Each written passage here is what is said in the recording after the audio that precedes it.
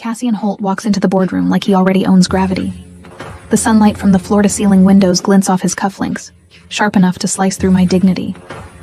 All 12 executives straighten, phones lower, air stops moving. I do not. Mostly because I'm too busy panic calculating the price of rent versus the cost of bottled water I've been surviving on for the past 2 days. My life is a crooked Jenga tower, and this meeting is supposed to be the wooden block that keeps everything from collapsing. But then Cassian's gaze lands on me. And, yeah, the tower tips. It's not fair that anyone's eyes look engineered. His are cold amber, like whiskey poured over ice that hasn't melted yet. The man looks like he beats billionaires for cardio. Which is exactly why I should keep quiet. I don't. Excuse me, I say as he begins talking over the project proposal I spent 3 months building. Are you going to let me finish? Or are we holding open auditions for Interrupting Champion of America? The room freezes. 12 executives inhale at once. It sounds like a vacuum turning on. Cassian's brow lifts 1 millimeter. Marley Quinn, right? My heart hits the speed of a washing machine. Last time I checked. He steps closer, slow and deliberate, like a lion humoring a stray house cat that wandered into the wrong savanna. His cologne trails behind him, crisp cedar and quiet threats. He stops directly in front of me. I wasn't interrupting, he says. I was correcting. I blink. With my own presentation, that I wrote, while you were probably out buying another island? A few executives cough to hide their laughter. Cassian doesn't bother hiding his reaction. His lips curl, just slightly, like he's impressed I'm dumb enough to poke the bear and brave enough to enjoy it. Continue, he says. No. I fire back before my common sense can gag me. You go ahead, since you clearly know everything about the project I've been losing sleep over. Cassian's gaze sweeps over me like he's reading footnotes I didn't realize were printed on my skin. His voice drops to something quieter, but heavier. You're bold. I'm annoyed. Same thing in my world. He turns to the table. Everyone out. The executives scatter so fast one guy leaves his laptop behind. It feels like the universe is clearing the stage so I can ruin my life in peace. When the glass door shuts and it's just the two of us, sunlight spills across the polished table like a spotlight. My palms sweat. Cassian sits, doesn't ask me to, just waits. I sink into the chair without meaning to. He steeples his fingers. Tell me why you think your department's budget increases matter to me. Because if you don't approve them, the program tanks, I say. And if the program tanks, 300 employees lose their jobs. You know, actual humans, not pieces on your billionaire chessboard. His eyes narrow, not offended, more like analyzing a puzzle piece that doesn't fit where he expected. You care too much. Someone has to. And you assume I don't? That seems like your brand. He pushes the file I made toward me. Show me. My pulse jumps. You want the presentation? I want you, he says, then clarifies before my brain combusts. To present, not the deck. You. Heat winds around my ribs. I stand and pull the project folder open because if I sit here any longer, I'll forget how English works. I start explaining. I trace numbers across the table, sketching the future of the company through charts and timelines. He watches me with the kind of focus that should be illegal in daylight. And somewhere between page 6 and page 8, something shifts. He leans back, arms crossed, expression unreadable except for the flicker of fascination he tries to bury. My voice trembles, not from fear, but from the feeling that this man sees more than he should. When I finish, the silence stretches. Then he stands, walks to the window. Sunlight spills across his shoulders like he summoned it. You argued with me, he says quietly. You dismissed me. You challenged me in a room where no one challenges me. That sounds like a you problem. He lets out a soft, stunned laugh. The kind a man makes when someone surprises him after years of nothing surprising him. He turns, and now he's close enough that my breath stutters. Marley Quinn, he says.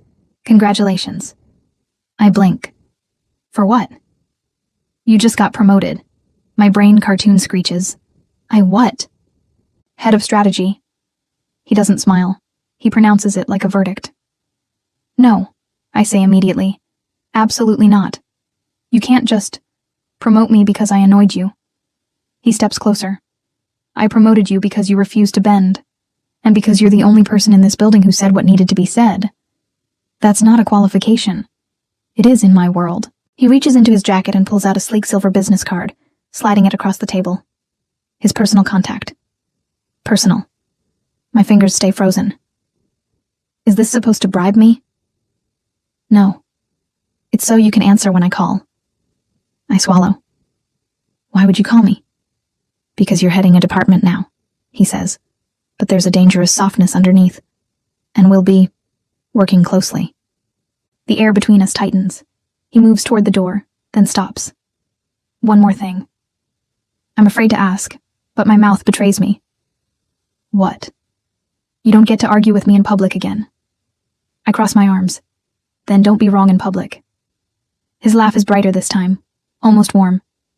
You really don't know when to stop. I'm aware.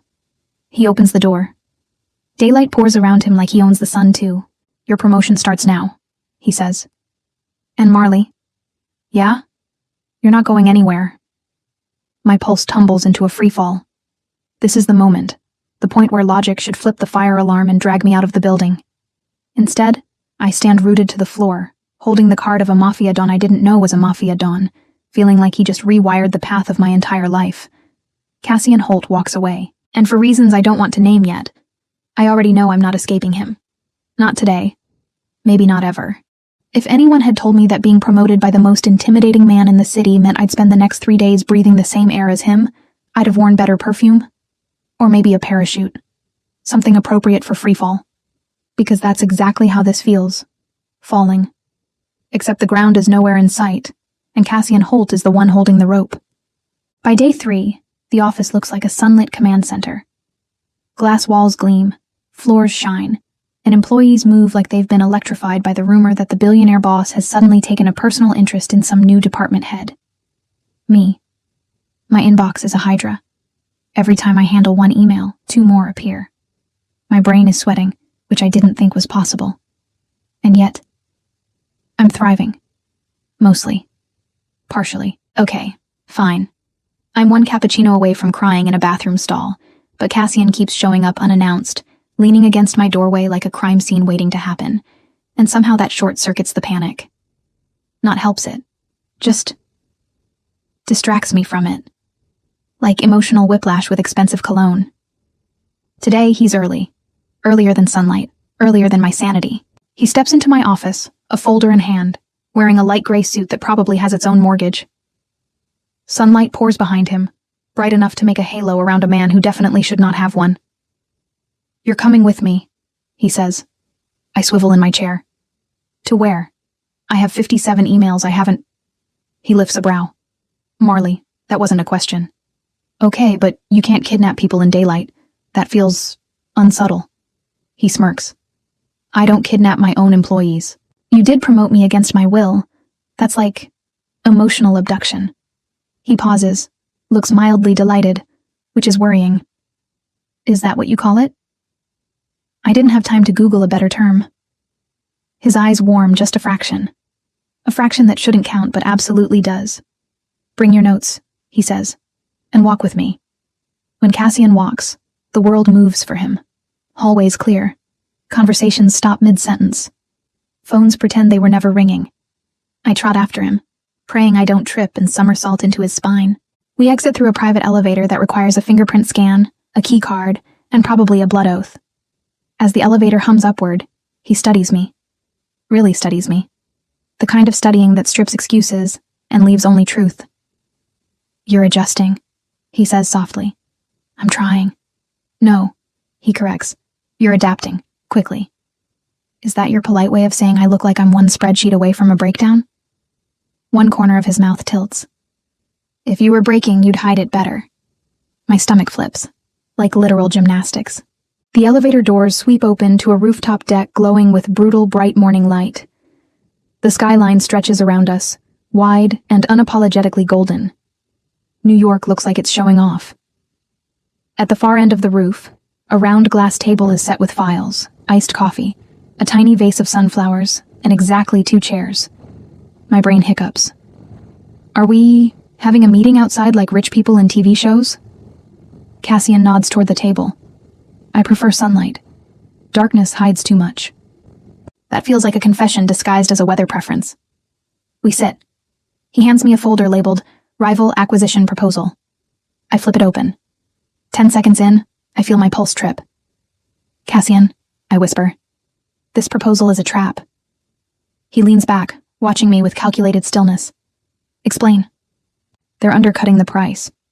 It looks generous, but the assets listed don't match the valuation. They're baiting you into an acquisition that gives them access to your logistics chain. I shake my head, heat rising. This isn't a business offer. It's a setup. His jaw flexes. Go on. I point to a section. This clause right here. This is practically an engraved invitation for them to bury you in lawsuits, then force arbitration. You'd lose millions, maybe more. Cassian doesn't move. He doesn't blink.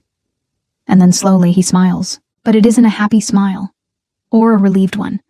It's the kind of smile a wolf makes when another predator tries to steal from his territory.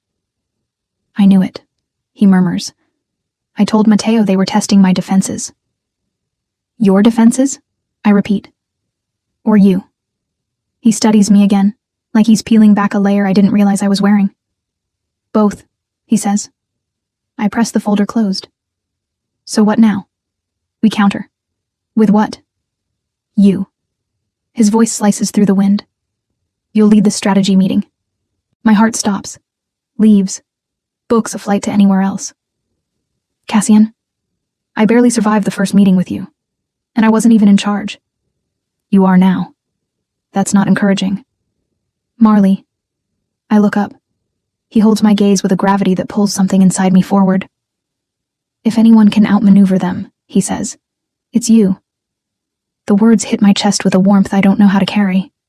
No one has ever said something like that to me. Not my ex. Not my old boss. Not anyone. You trust me? I whisper. No, he says plainly. But I trust your mind. My cheeks heat, but not because of embarrassment, because of something sharper. How dangerous are these people? I ask. His expression shifts, tightening. Dangerous enough. They're not just rival executives. Let me guess, I say, dry. Your world is more than spreadsheets and boardrooms. Yes. He doesn't elaborate. And you're stepping into it now. A breeze lifts my hair. Sunlight glints off the table, warm and sharp. You don't have to stay, he adds quietly. Something in my chest answers before my brain does. I want to. I'll stay, I say. The approval in his eyes is subtle, but it lights something inside me anyway. We work through strategies for an hour. His brain is all precision and restraint. Mine is messy, connective logic. Somehow we meet in the middle, building a counteroffer that's elegant and lethal. By the time we return to the office, employees scatter again. Not from fear. From the awareness that Cassian Holt doesn't walk beside people. He leads. Always. Except now. He's walking next to me. Inside the strategy room, sunlight blasts across the glass walls. The executives shuffle in, glancing nervously at the proposal in my hands. Cassian takes the seat beside mine, not at the head of the table. Beside me. Which is bizarre enough that the CFO looks personally offended. Marley will present, Cassian announces. Dead silence. I start. My voice remains steady, even if my lungs file complaints. I break down the deal, the trap, and the counterattack. The room shifts as I speak. Fear turns into shock, shock into grudging respect. When I finish, Cassian's voice lands like a gavel. We go with her plan. The table erupts, protests, questions, nervous coughing. Cassian raises one hand. Silence slams back down. You will follow her, he says, or you will find employment elsewhere. I stare at him, stunned. He didn't defend me gently. He armored me. After the meeting, I step into the hallway, adrenaline buzzing. Cassian follows. You did well, he says. I didn't pass out. That's an improvement. I choke on a laugh. Was this your plan all along?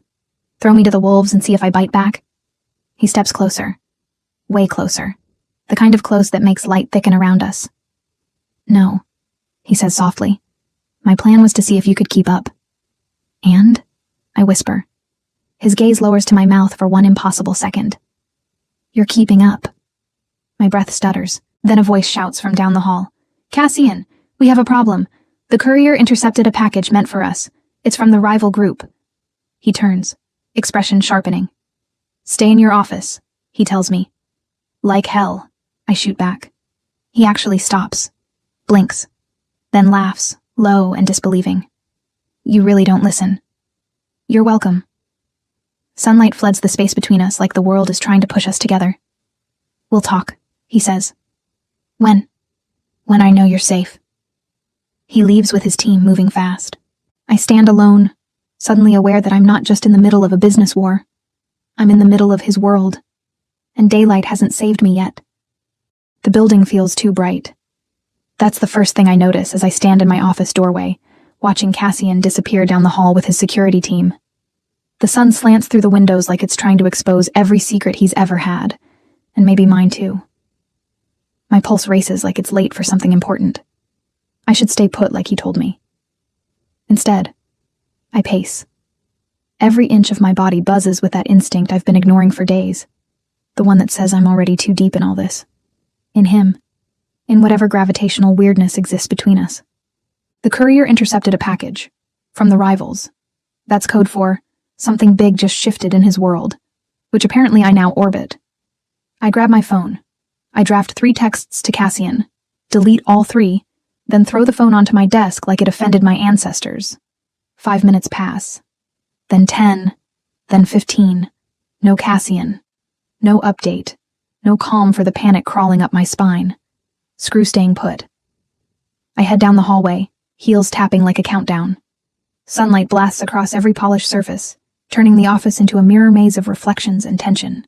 I find Mateo, Cassian's second in command, near the security room. He stiffens immediately. Marley, he says, you need to go back to your office. I cross my arms. Yeah, that's not happening. He exhales like I'm an unexpected fire drill. Cassian will get over it, I say. What's happening? A beat. He debates, then he surrenders, which tells me things are worse than I thought. The rivals sent him a message, Mateo says. A very public one. He went downstairs to deal with it. Public. My stomach drops. I bolt for the elevator before he finishes shouting my name. The elevator zips down, gleaming with sunlight.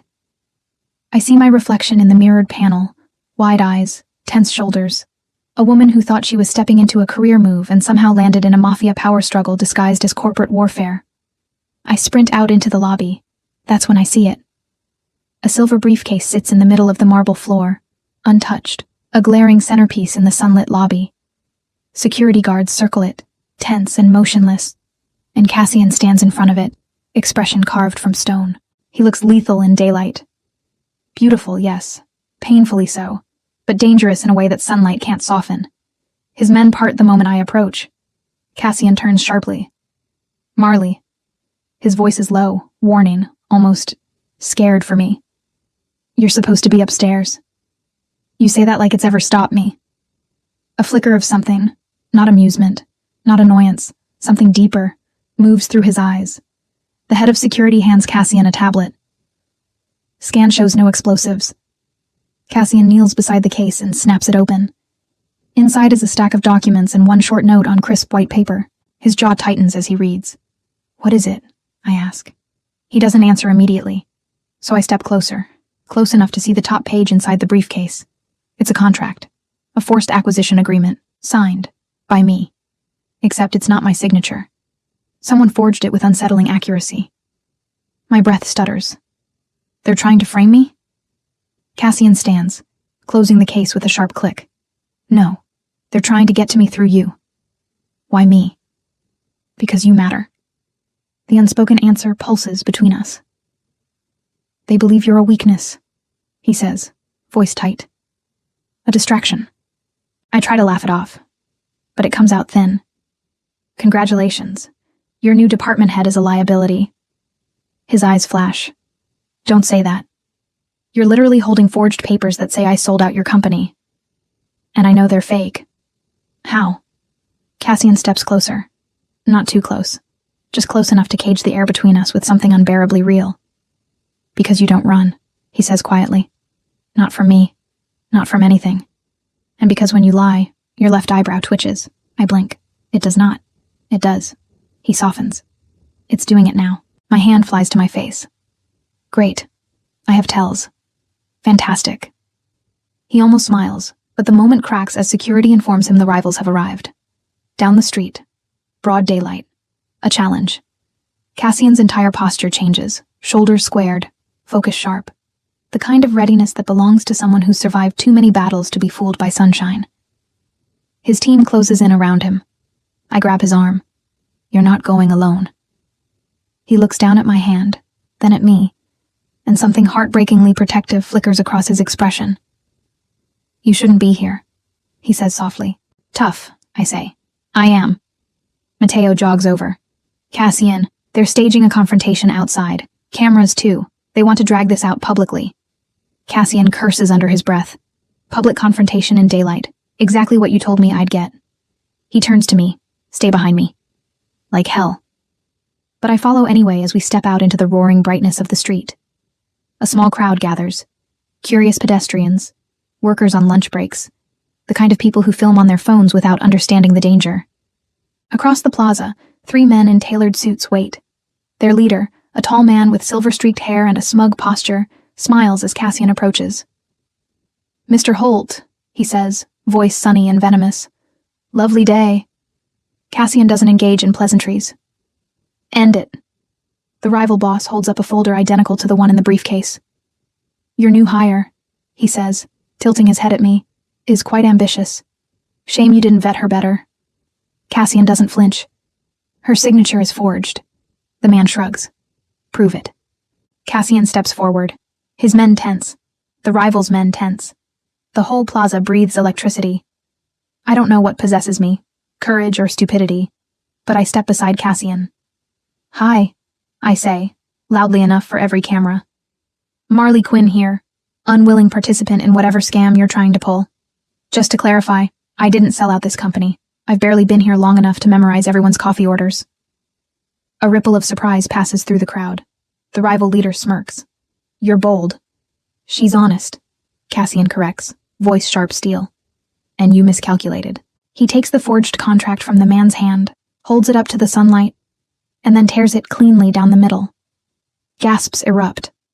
The rival boss's smile falters. Cassian steps closer, voice dangerously calm. If you come near her again, professionally, strategically, or otherwise, you won't enjoy the consequences.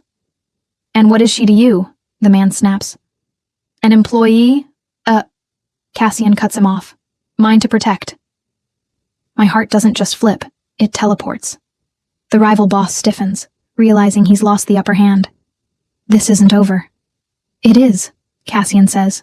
Walk away. The men retreat. The tension dissolves, replaced with murmurs and scattered applause from confused yet impressed bystanders. Cassian exhales slowly, adrenaline cooling, but not his eyes. They're on me. Only me. He steps forward. You shouldn't have come out here. You would have hated it if I didn't. He huffs a soft laugh. Fair. We stand there in full daylight, the city bright around us, everything exposed and unhidden. You said I'm not a weakness, I say quietly. You're not. Then what am I? Cassian Holt, the quiet storm of a man, the billionaire Don who commands fear with a look, swallows once. Important, he says. To me. My chest tightens. Say it clearer. He moves closer, close enough that sunlight outlines his jaw and shadows the space between our mouths. I choose you, he says simply. Over power, over reputation, over anything my world demands. The words detonate inside me. I step forward, closing the last inch. I choose you too. His hand lifts to my jaw, gentle, reverent, like he's afraid I'll vanish. And then he kisses me. Not dark or desperate, bright, certain. Like daylight finally found something worth staying for. People cheer, phones record. Mateo groans. Cassian ignores all of it. When he pulls back, he rests his forehead against mine. Marley, stay in my life, not just my company. I smile. Congratulations, Cassian Holt. For what? You just got promoted. To what? To someone I'm not running from. He laughs, full, real, sunlight warmed. And just like that, we step back into the building together, into whatever fierce, ridiculous, bright future we're about to build. If you want more dangerous daylight, more stolen glances across boardrooms, more billionaire tension that snaps like a rubber band pulled too far, hit like, subscribe, and turn on notifications so you never miss the next story. Tell me in the comments. Would you argue with a mafia boss in a meeting? Or would you fold like a lawn chair? And if you want their next chapter, the honeymoon heat, the power plays, the unexpected enemies, or the moment Marley realizes Cassian's world is bigger than she ever imagined, comment, part 2 and I'll write it. Your next obsession is waiting in broad daylight.